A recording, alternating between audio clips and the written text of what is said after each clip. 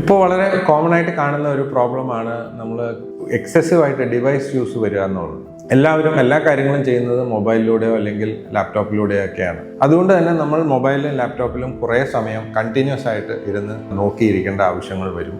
അതനുസരിച്ച് നമ്മുടെ കണ്ണിൽ പല പ്രശ്നങ്ങളും ഉണ്ടാവാൻ സാധ്യതയുണ്ട്. ഇത് വളരെ സീരിയസ് ആയിട്ടുള്ള പ്രശ്നങ്ങളൊക്കെ കൂടുതൽ റിലേറ്റീവ്ലി നിസ്സാരമായിട്ടുള്ള പ്രോബ്ലംസ് ആണെങ്കിലും അത് മതി നമുക്ക് പല ഡിസ്കംഫേർട്ടും അല്ലെങ്കിൽ നമ്മുടെ വർക്കിനെ എഫക്റ്റ് ചെയ്യാനും. അപ്പോൾ ഏറ്റവും കോമൺ ആയിട്ട് കാണുന്നത് ഡ്രൈനസ് ആണ്. ഡ്രൈനസ് എന്ന് പറഞ്ഞു കഴിഞ്ഞാൽ നമ്മുടെ കൃഷ്ണമണി അല്ലെങ്കിൽ കോർണിയയിലുള്ള ടിയേഴ്സ് പതുക്കെ ഡ്രൈ ആയിക്കൊണ്ടിരിക്കും.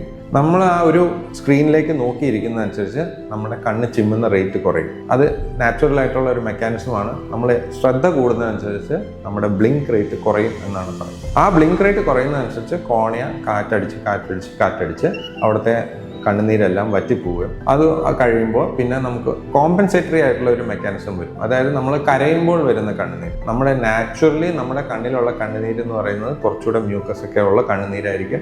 അത് നമ്മുടെ സ്റ്റേബിൾ ആയിട്ട് നമ്മുടെ കോർണിയയുടെ മേളിൽ ഒരു ലെയർ സ്റ്റേബിൾ ആയിട്ടിരിക്കണം. അതേസമയം നമ്മൾ കോമ്പൻസേറ്റ് ചെയ്യുമ്പോൾ കരയുമ്പോൾ വരുന്ന കണ്ണുനീര് കുറച്ചുകൂടെ ലൈറ്റർ കണ്ണുനീരായിരിക്കും. അതൊരു ഡിഫൻസ് മെക്കാനിസം ആയിട്ട് നമ്മുടെ കൃഷ്ണമണി കോർണിയ ഡ്രൈ ആയി കഴിഞ്ഞിട്ട് അതിന് ഇറിറ്റേഷൻ വന്നു കഴിയുമ്പോൾ വരുന്ന കണ്ണുനീരാണ്.